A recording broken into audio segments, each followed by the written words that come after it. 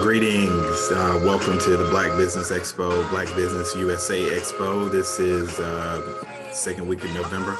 My name is Merrill Holloway, and I'll be talking to you for a few minutes, and hopefully we'll have some dialogue later about a couple things you might be interested in. Very happy to be with you today. I'm going to turn off my music here. Just wanted to kind of have a little bit of a little energy flow before we get going.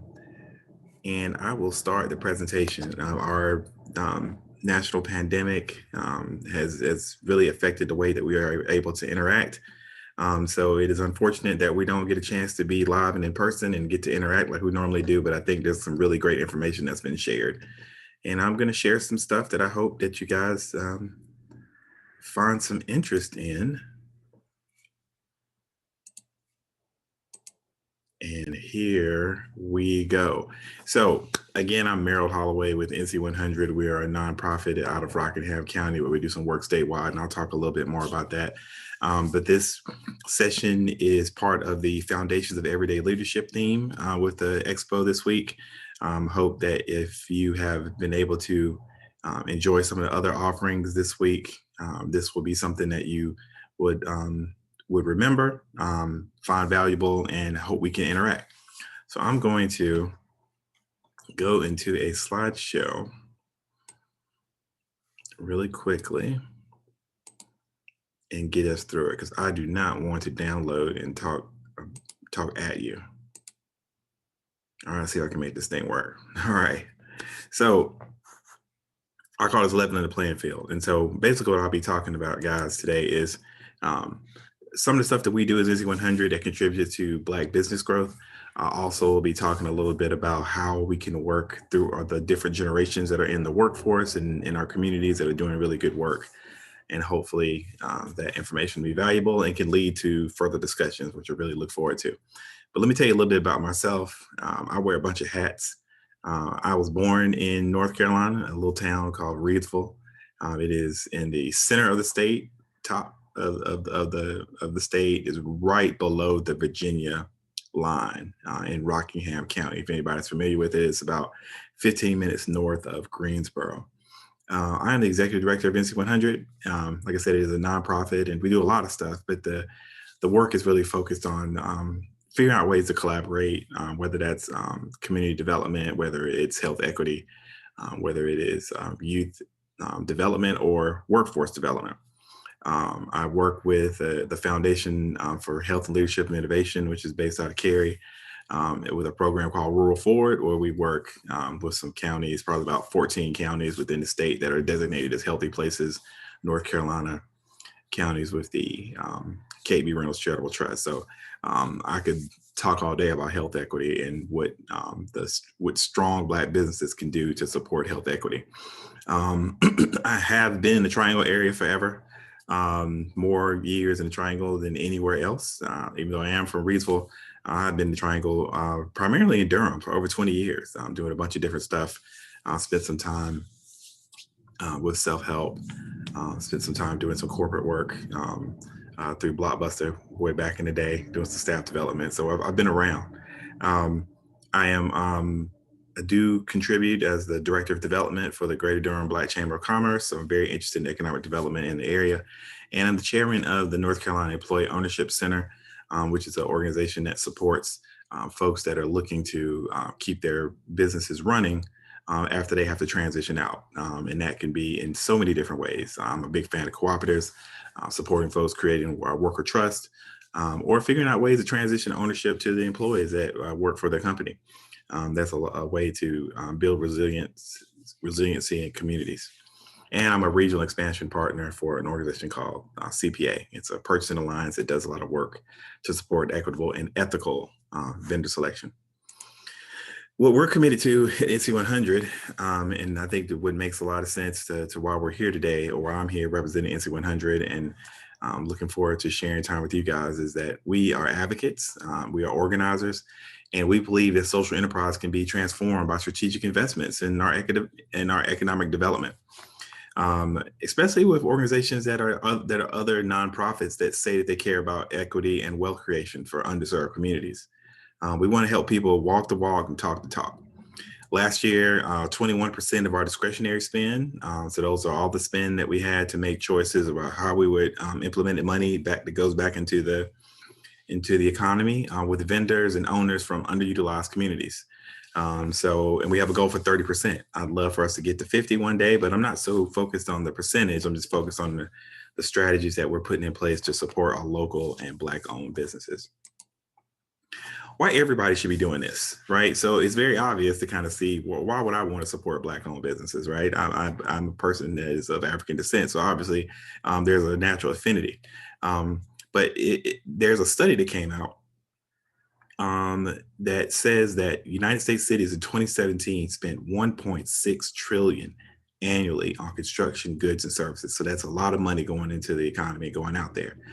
If we were able to find ways to spend it equitably, you could have really strong socioeconomic outcomes that support communities. You have a more equitable, healthy community.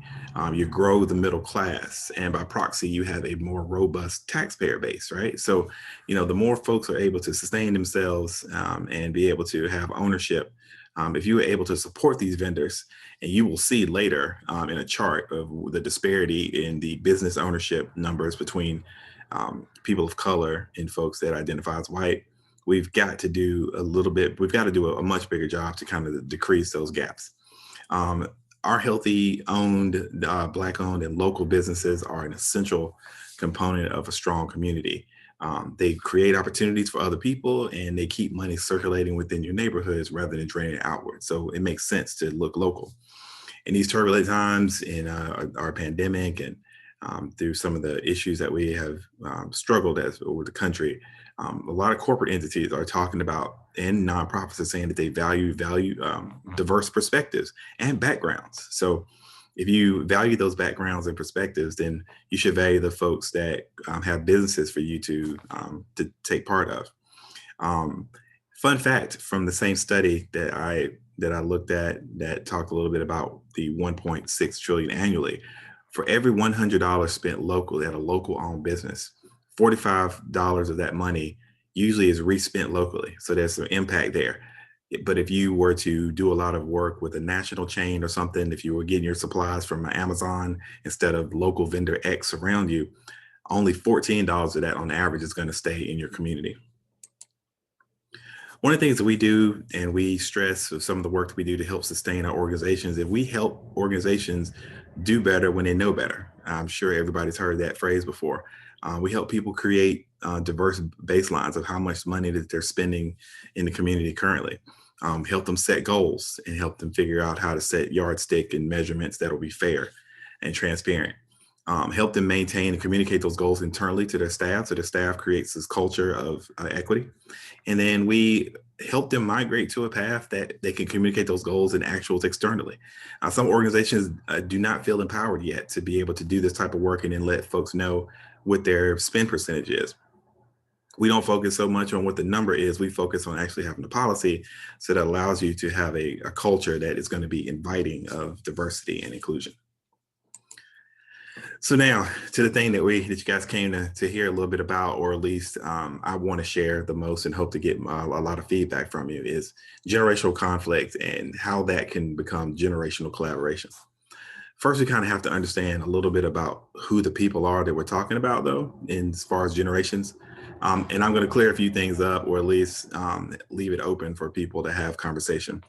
For the first time in our history, there are 5 generations that are in the workplace. Now, primarily, one of those generations we're not going to talk too much about. Those are the traditionalists, or the greatest generation. And these are people who were born before 1945. So these are folks, so these are our great grandfathers and great uncles and stuff like that. A lot of those folks are still here, but they're not in the workforce heavily. Those folks have already transitioned out, but there are a few folks that are in their 70s that are still in the workplace in some fashion. And they still are involved in the type of work that we do to support Black-owned businesses and liberation. So that contention is still there. But we're not going to focus on the traditionalists. We're going to talk about the other 4 that I'm going to detail. We're going to talk a little bit about the challenges this presents for leadership in our movements. We're going to talk about how those generational differences affect our ability to work with different people. and have some self-reflection, or open it up and challenge you to have a little bit of self-reflection. The traits and beliefs and life experiences that mark each generation help you kind of understand how to work with each other. Understanding how people work, how to communicate, how they respond to change, or how they may not want to respond to change, right? So, what are we talking about? I already mentioned the traditionalists that were born a little bit before the Second World War. Um, Baby boomers is the first generation that we're going to talk about, and the oldest generation that is still pretty active. Those folks are getting ready to transition out into retirement or to other things. But these folks were born right after the Second World War, and that those are the oldest ones, and the youngest ones were born, early '60s. These folks were really influenced by the traditionalists and by values that were set forth, that says that you work hard, and the reward for working hard is working hard, and you have to work hard to be able to be successful. And they defined what that ethic means. Not always based on values that they believed. When I'm talking a little bit about people of color, these values were kind of set forth from our dominant class, from a dominant culture. Um, these folks, there are a lot of folks. So when soldiers came back from the war, the reason that the baby boomers generation is called the baby boomers is when the soldiers came back from the war, there were more couples reunited and just a huge baby boom. So that's so many baby boomers that are in the country right now. They are getting ready to enjoy their hard work and pass it on to the next generation. The way they like to communicate, face to face, phone calls, really clear on communication, but very sturdy, and have worked at a lot of and have worked at companies for 10, 20, 30, 40, 50 years. The work was the work. You stay at work, you don't change jobs, because loyalty is the number one thing. Loyalty to the employer who gave you a job, who gave you the opportunity. The way that they were trained and thought is that you stick with tradition, and things have to be this way, and that's the only way. Um, that's the first generation that we're going to talk about. Second generation, I fall right in the middle of it. I was born in between these times. So these are folks that are born, mid '60s through 1980. I was born in the '70s, so I am a Generation X kid. I'm not a kid anymore, um, um, but that's who I am. I fall right into this space. I'm shaped by, AIDS came through when growing up as a kid. Fall of the Berlin Wall, um, Michael Jackson, being a pop star, that type of stuff. I'm motivated by work-life balance, though. And a lot of folks at Generation X, we started to think a little bit more critically about, does this job make sense for me?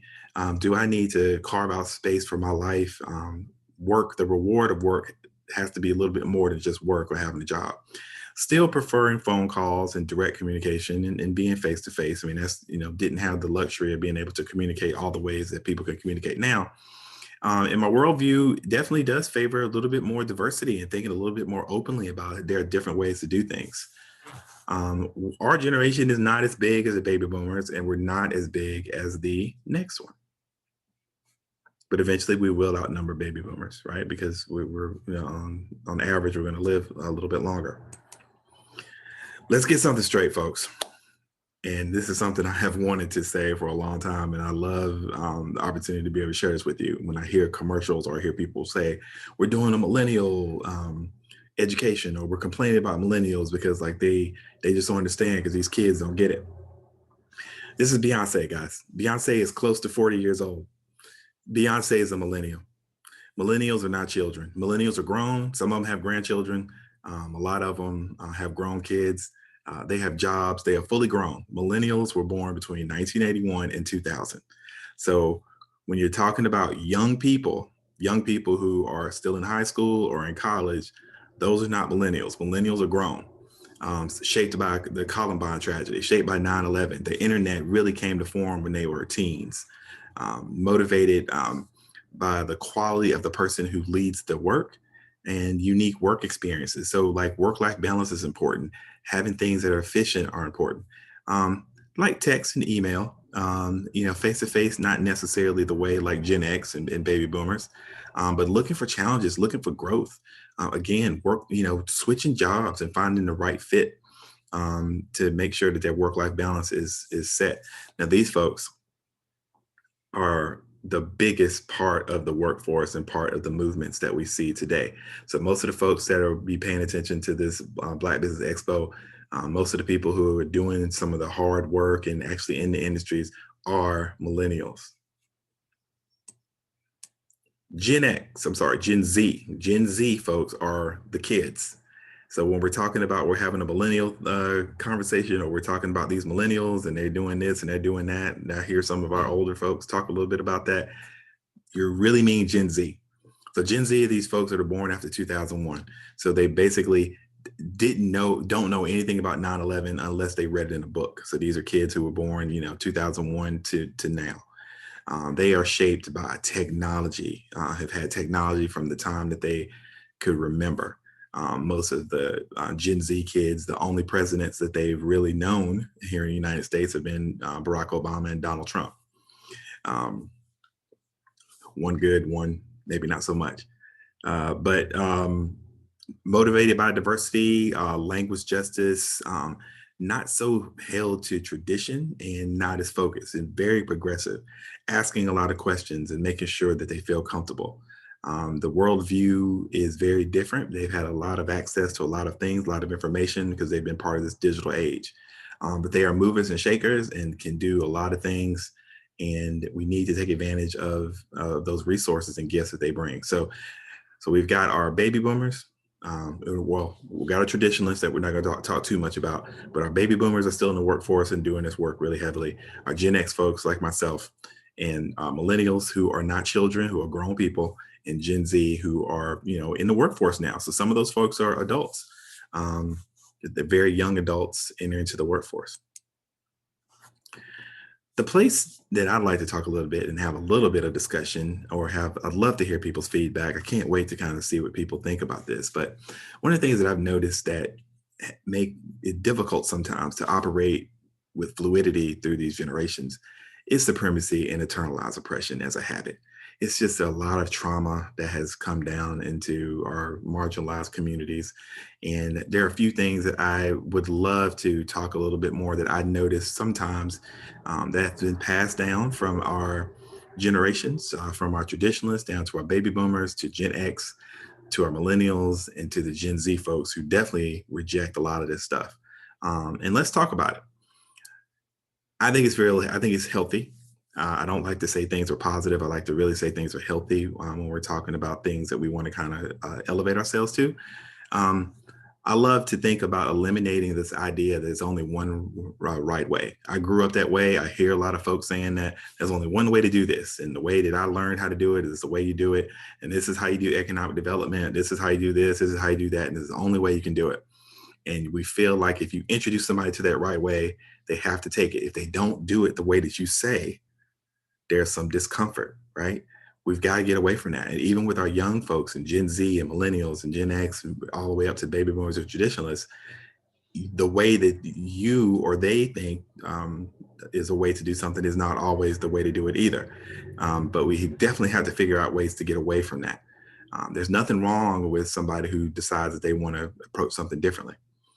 We have to also get away from either or thinking. That is a trait of supremacy. It definitely leads to internal suppression when we think that things can only be black or white. They can't be both, and they can't be a spectrum. It's very difficult sometimes for generations to work through that, and they end up talking past each other.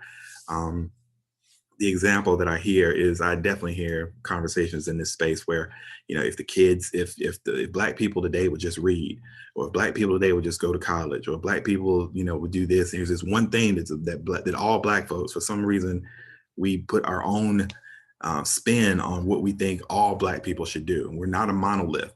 So we're not a monolith unless we want to be. So there are times that we say that as a community, we do this, or this is what we're all about. And then there's other places where people say, well, the black community does this. And we're like, well, no, we're a monolith. I'm an individual. Having to carry the weight of an entire group of people is very heavy. So I would challenge people on that type of thinking. We have to be aware of some internalized stereotypes. There are folks that have different views of like how people are supposed to act and interact. There are folks who feel that there are positive stereotypes and there are negative stereotypes. and they assign those things to different people. And sometimes those things can be dangerous. So we have to really be watching out for those things, even in jest and making jokes about what you think Black folks do, or what Asian folks do, or what white people do, or blah blah blah. But but but seriously, be thinking inward about people who are in your own affinity group, especially Black folks. And I'm talking to our Black people out here. Um, there's no one way to be Black. There's no one way to be anything. We're all individuals, but there are some stereotypes that are out there that we have to really watch out, so we don't bog ourselves down with, well, I can't do this because I'm Black and blah blah blah. Um, our older generations sometimes teach this survival technique because they had to survive. They had to do exactly what they were told, or had to do, had to act a certain way. Have you ever heard the phrase that you got to learn how to play the game, and you got to do it this way because that's how you survive? And that is very true. There are places where you do, in institutions, if you choose to be in an institution, there's a certain way you got to move if you want to be successful. If you define success as, the letters behind your name, or the big corner office, or a bunch of money, and that's how you want to navigate an institution, that's up to you. You're making that choice, I would argue. If you want to be an entrepreneur, then maybe you don't have to navigate the institution that way. If you want to effect change and start a nonprofit, maybe you don't have to do the things that people say you have to do to survive in the corporate space. If you play the game in the institution, you play the game in communities to get along, to go along to get along, you're making that choice to do so. And we have the privilege, and a lot of us have the privilege now with more opportunity to be able to make different choices than our predecessors. And sometimes that's kind of hard to navigate because the way that they did it was the way that they did it. And that's the way you need to do it, right? But it doesn't work for everybody. So we have to kind of take our own ideas out of it and think a little bit more openly. At least I would challenge us to do that. What happens if we can align our visions, and we can figure out ways to understand the needs of each generation? What happens when those visions align, right? There's a ton of work that has to be done. I was going to talk about disparities in business ownership. This data is from 2019. There's a wonderful website. It's called Prosperity Now. You go to prosperitynow.org. They have a scorecard that allows you to look at different, health, education, all types of data about economics and how societies are in the United States, and kind of compare them to other places. In that scorecard, you see the worth of a white-owned business in Durham. Since the Black Business Expo has had a lot of influence here in Durham, I wanted to highlight Durham. The value of a white-owned business is $556,711. That's the average value of a white-owned business. If you look at a business that is owned by a person of color, it drops down to 126. If you drop down and you look at the lowest number here, those are Black-owned businesses that are worth $60,000. $60,000 versus $556,711. Now we can have a whole other seminar on why we have these gaps, but that's a huge gap to cover. We've got work to do to be able to fix that. You look at our Asian brothers and sisters, 365, and our Latino brothers and sisters, 237. Huge gaps compared to white-owned businesses. And there are a lot of historical reasons for that. We don't have time to get into it, but that's the work that we need to do. What can we do to fix it generationally? We could start a co-op. I've really been thinking about this for a long time and would love to get people's feedback on this, but we could, as generations, we could work together and build a co-op. Co-ops cost money, and all business costs money, but here's some ways that you could figure out how to get income to support a cooperative entity that creates wealth and changes the status quo. Capital investments work, grants, fellowships, equity from other venture capitalists that want to support something like this. Business to business connections, people who want to be able to join a cooperative because it's going to benefit them. Developers that need diverse vendors to meet goals that the state and federal have set upon them. One way that might be helpful is to create this model.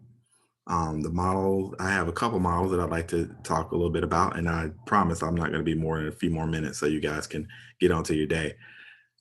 What if we had corporations and anchor institutions that had a high investment in a cooperative like this? And we had talked to folks who say they want to make some investments in the community, but real investments, not just money to throw at it and be able to take pictures, but commitments to participation in Black-owned businesses.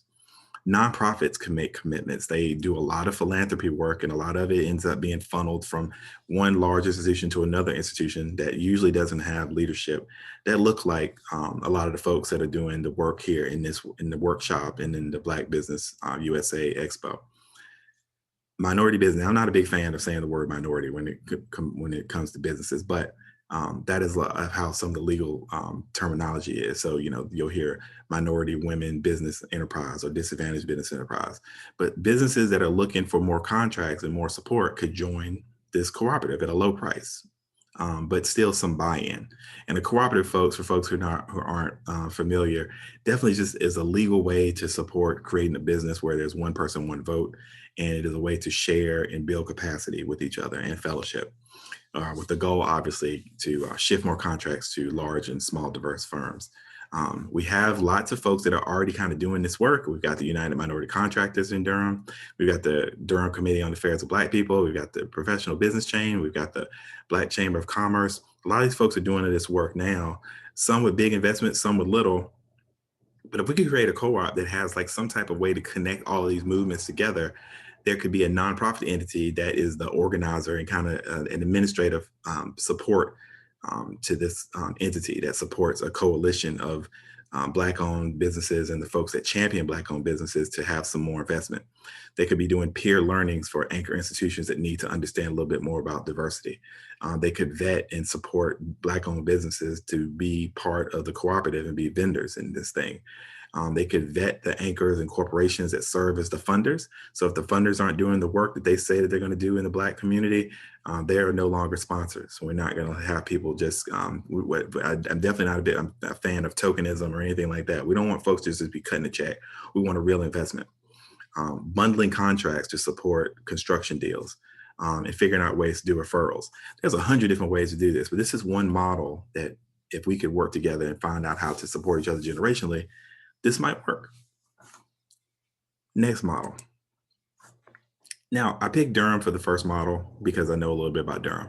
I am in the triad a little bit. I work in Rockingham County, so I'm very close to Greensboro, and I'm familiar with some of the things that are happening out there. What if we had a model where you had a couple anchor institutions that were big time sponsors of a cooperative for the initial capital to start this up? Maybe Truist Bank, maybe A&T and UNCG and their gateway projects, they put some money in. They would be committed to diverse business enterprise participation in the same way, and it would need to be vetted by a council. And the financial backing would need to be for multiple years, depending on the agreements that's set forth with this cooperative council. So in Greensboro, there are a couple of things that are going on. So, I mean, you have the Piedmont Black Chamber of Commerce that does work all over the Piedmont, but it's connected to the Greensboro area. They have a Black Chamber of Commerce. They have a business league. What if all those folks were supported in doing unified meetings, creating a database for sourcing, and having some streamlined services that are co-branded together as a unified effort to support Black business growth? And the payment to support them to build capacity would come from these anchor sponsors, the A&Ts, the UNCGs, maybe Truist Bank or somebody like that, with a nonprofit partner. Now, I put NC 100 in here because I'm intimately involved in supporting other coalitions of organizations, but not saying that our organization would be the right fit, but you need a nonprofit partner that can stay in the background, fundraise, do some administrative stuff. But the big thing here, and convene, the big thing is stay in your damn lane.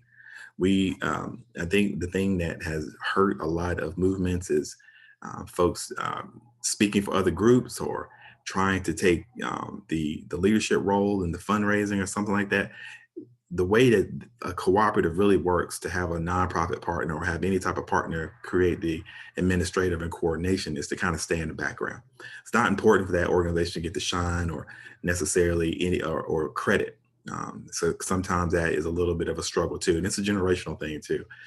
Folks, we are tribal in nature, and when resources seem finite, we tend to hold on to them and maybe not trust the integrity of the process that allow people to get access to funds. I'm saying a lot, but I really do believe that a cooperative movement, working together, would really create a different type of investment in Black business growth. There are so many movements that are out here in these silos, and if there was a way to combine those forces, we as a people would just be better off. I think my personal opinion is if we could find a way to combine all that energy, there's no stopping it. um, we have young people and or people who are inspired to do tech. Part of this co-op would require some type of digital resource. Could someone figure out and help folks that are looking for Black businesses to be able to find them easily?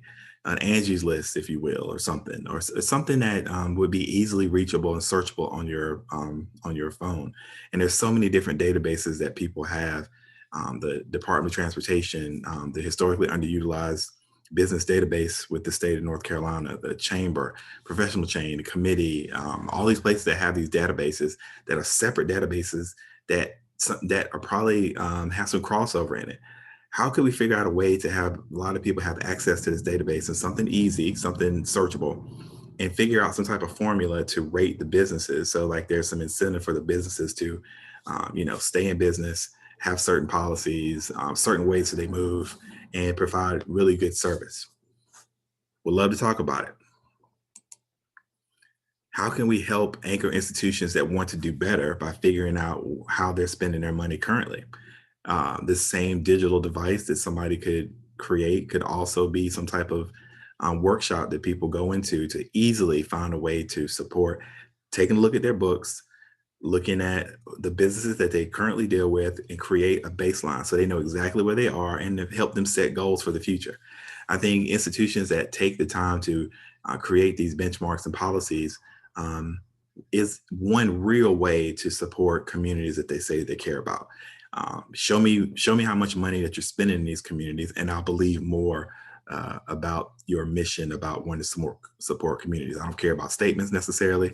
I don't care about um, individual awards to one company. I think if there's some holistic way to allow these folks to have a policy in place, we're going to see a lot of change. So that being said, I will share these slides with the Black Business Expo, and I really hope that you enjoyed our presentation. I wanted to kind of stay around half an hour, and there was a couple of the sources that you'll be able to see. But again, I'm Merrill Holloway. I'm really super excited and glad to have been with you today, and hope that folks that are watching this live and people who watch on the replay enjoy it. Please reach out to me if you have any ideas. Please leave messages in the portal. We'd love to discuss it further. Always, and love to be challenged on stuff too. So please challenge me if there's something that you think I said that was way left, or just that you want to have a little bit more information about it.